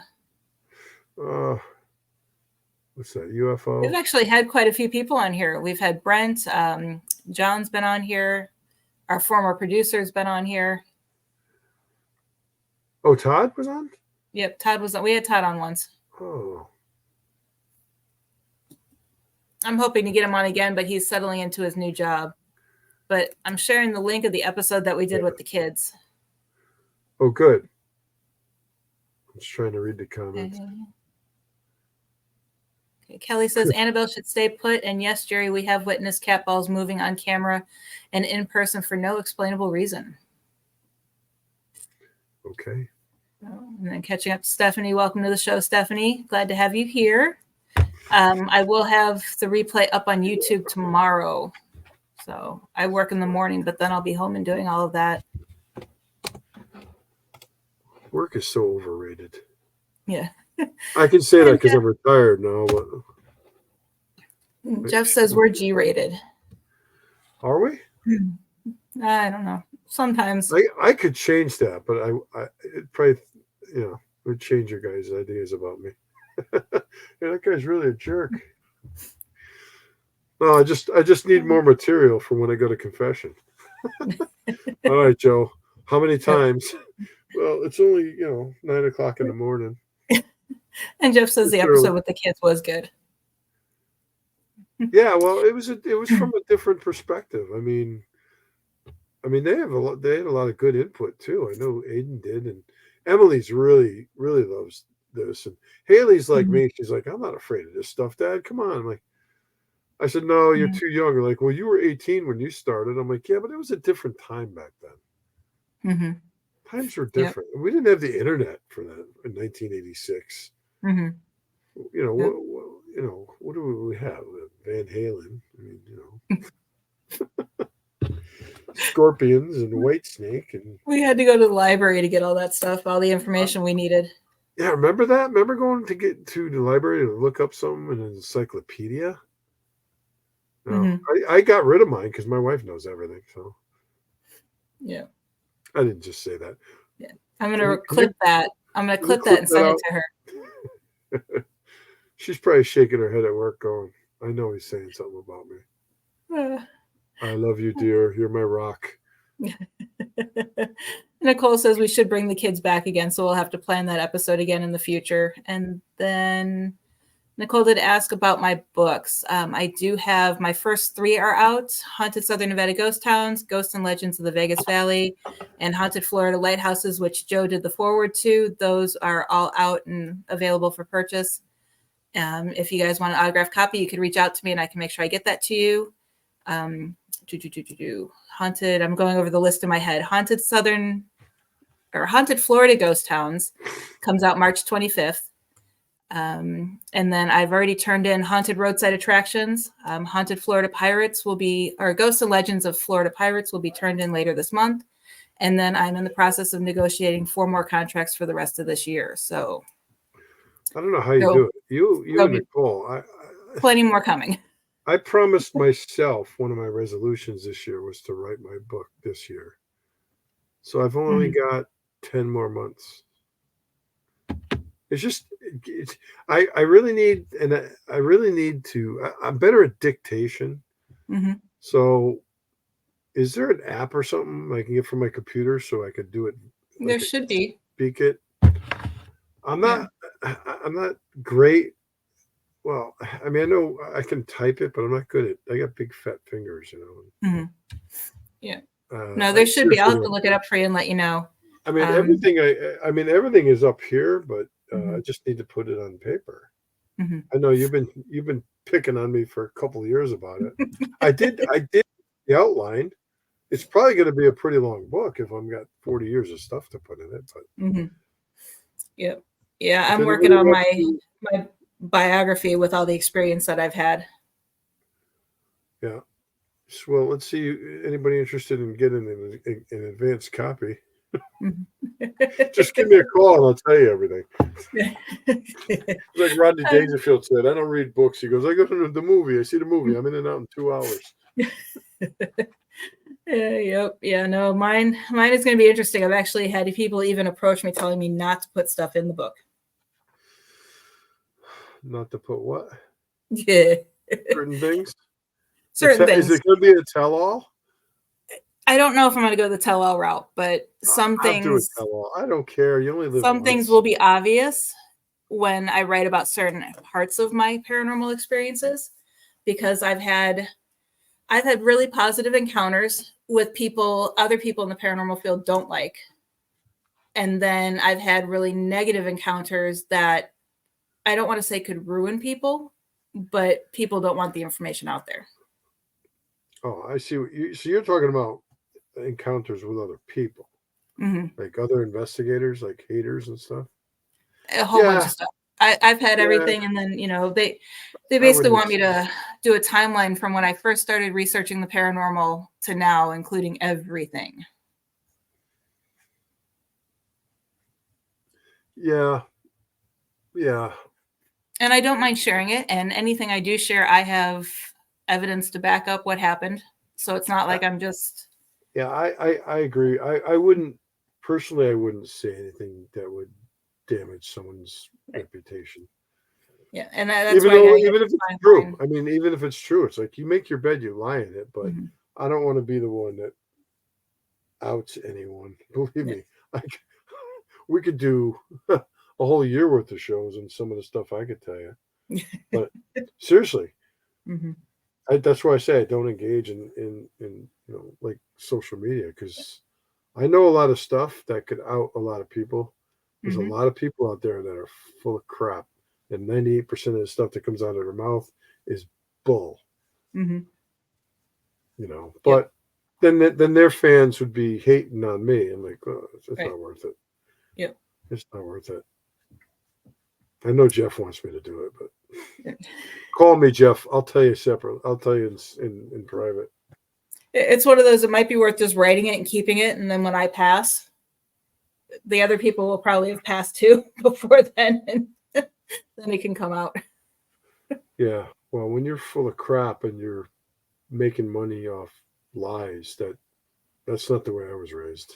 And it's not even just that. It's people don't know how to treat other people in this field.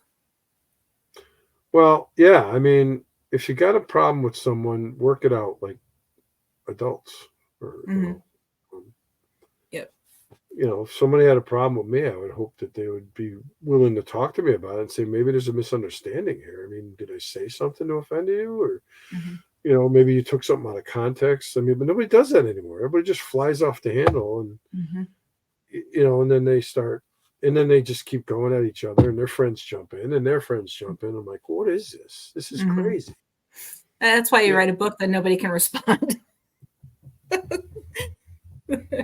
No, but they could try to sue you. Right. Yeah. That's the hard part too. But yeah, Jerry says, go ahead. No, I was going to say, keep your house clean and you don't have to worry about it. Mhm. That's what I said. Be kind, be gentle, be humble. Mhm. Keep your house clean, and you won't have to worry about it. Except Mhm. for somebody's going to make up lies about you. I've Yeah. never had that happen that I know of, knock on wood, and I hope I never do. I love everybody Mhm. equally. And I'm Mhm. an equal opportunity offender. So, Yeah. Yeah. No, it's yeah. it's really sad. I mean, people who come to me with things that are being told about me, and it's like, oh, I didn't even know I did that. But thanks for letting me know what I did. If I ever hear anything, I got your back. Don't worry. I know. It's hysterical. I sometimes have to laugh. But yes, Jerry, when you come down to Florida, let me know. Amelia Island. Oh, I need to go there. There's Palace Saloon is an amazing place. They have a lot of spirits that are there. Yep. And I've actually I wrote about that in one of my books. I think it's the Ghost Town book coming out. So yes, definitely, Nicole. When you're on my show, I'll ask you to talk to me about that dream that you had. And agree with you, Heather. So many people are out to get each other in this field, Why? and we need to collaborate, not compete. I've never looked at this work as a competition. It just doesn't make any sense to me. Mm-hmm. I mean, I've there's been run out of a team years ago. It wasn't even recent stuff. This was when we were back in Vegas. I was run off of a team because the other people on the team didn't like the fact that I knew what I was doing, and I don't want to say they didn't, but they didn't do what they were supposed to do. They didn't even review evidence. They didn't, it was so why didn't they look to you as a mentor? I I, mean, it was weird. We were even joking about it when we had dinner with my friend. He was the leader of that team at the time, and I came in and I sat back and watched for a while to see how the team operated because I was new and I didn't want to step on any feet. And as I was starting to see things, I started recommending, hey, why don't we try this? Why don't you guys try that? And next thing they have me doing a whole bunch of things, and these other people aren't getting, I guess, the attention they had been getting. And I ended up leaving from the treatment that I was getting just from them. that's a shame. I mean, there's probably just about everybody's experienced that at some point in their Mm-hmm. life. I'm not even talking about the paranormal. I mean, there's Yep. the field is oversaturated with content, and you can Mm-hmm. thank Hollywood for that. Every network and TV platform has multiple shows. Some of them are pretty good. I Mm-hmm. watch some of them. Some of them are pretty good, but most of them are all BS. I mean, I'm sorry. These people and these guys that make these contraptions, like these eyeglasses, you put them on and you can see ghosts. And like, people actually buy this shit, or I can make ghosts make knocking sounds to answer my questions. Okay, have at it. Yeah. Yep. I mean, Good luck there's with that. everyone has their own theories and everyone tests. I mean, it's all stuff that I did because that's what, I was taught when I first joined. This is how you investigate. And it's like, I look back on it, it's like, holy crap, I really investigated. I'm looking at old video of us investigating. It's like, did I really just say that? Well, I mean, you're older and wiser, Mm-hmm. now, but you're still learning, right? I Mm-hmm. mean, Oh yeah. I learn. I still learn. And if I don't know, I ask questions. I'm very Yeah. inquisitive. I never shut up. Mm-hmm. Oh no. It's I'm it's actually only going back for a second PhD. so am I, piling that higher and deeper. Folks, I got an MS in BS, and you can all Mm-hmm. believe that. Yeah. No, well, one of these I'm days. just throwing more stuff on my plate of things I got to do. I'm amazed at what you get done. You know, if I can get up in the morning and brush my teeth and take a pee, I'm not proud. I'm amazed. Without getting it on your feet. No. Well, that's what the bathroom rug is for, to Oh, absorb that. Oh, this show just took a turn, didn't it? I'm I sorry, know. folks. And I'm just thinking, it's I got like, jet lag. I'm thinking in my head, it's like, oh my God, it reminds me, I got to wash my mat. It's been a while. Yeah. I should be I'm the the, comedian ghost hunter. I'm the only female in the house, and it's like, oh, I need to go back to having 2 bathrooms. Give them one, and I'll take the other. Yeah. Well, my bathroom's outside. Did I just say That that? makes sense. Sorry. Actually, Aiden's Kelly's gonna like, kill me. Joe, behave. But that reminds me, Aiden was, I want to say 3 or 4, and I was outside doing something, and the garbage guys were going by picking up the trash, Mhm. and he just whips it out and starts peeing on the tree. I'm like, oh my God, Aiden. And the guys are just dying laughing. I'm sitting there like, You gotta go, you gotta go. You know? oh, he definitely did not learn that from me. How do we get this low? Talking about peeing on trees. Yeah. Well, Well, I'm the not tree even was gonna. haunted. Yeah, It was a demon tree. he's putting Aiden's holy water on it. He's gonna kill me when I go upstairs. And with that, we just lost 3 more viewers. No, we actually got 3 more views. Yeah. Jeff's probably calling his buddies. You got to hear this. Yeah, Python Paranormal. I'm not even gonna put Joe or Jeff's comment up here. I actually wore that on Jeff. I wore that on my last podcast I was on. I got to get a couple of more of those. Python Paranormal. Yeah. And Nicole says she walks into the men's room sometimes. I've done that before so many times, not thinking. Hey, I can identify as a woman and go into the ladies' room, right? Yeah, exactly. I mean, that's how it is nowadays. These pronouns, like, what? How would you like to be referred to? What are you talking about? Him, her? I'm like, let me check. Yeah, I've worked from home, and I'm all for however anyone wants to call themselves, but I've worked from home for years. But when I started working at Bath & Body seasonally, they actually gave me a name tag, and I had to circle my pronoun on the name tag. Really? They made you do that? Yeah, and I have to wear it with my pronouns. Yeah, I would have walked out. I was like totally shocked. I'm like, okay, I've worked from home way too long. No, look, I don't want to start a riot here, but there's 2 genders. There's male and there's female, period. If you want to identify what, you fine. You can do that, but, you know, whatever. For hate mail, email Joe Franke at... Yeah, well, I'll give him my phone number. You got a problem with that? You can call me. I love this. No, I've told you that. This is so true, Kelly. Yeah, human. Nope, we've scared Jeff off. Yeah, Jeff's like, oh, I'm not even touching that subject. Jeff, call me. We got to talk. Seriously. Hey, Nick, Jeff, thanks for watching the show. Glad to have you here tonight. Yeah. Hey, Nick. This is my buddy, Nick. He's such a good guy. Mm-hmm. It's been so long since I've talked to Nick. We got to catch up.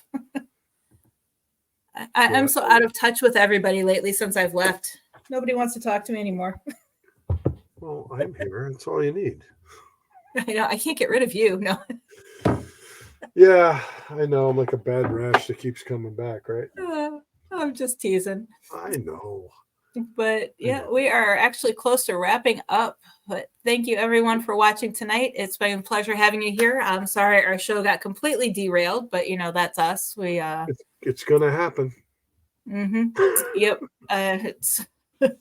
I remember we had a show planned to talk about lighthouses, and we mentioned my book in the beginning, and we never mentioned lighthouses the rest of the 2 hours.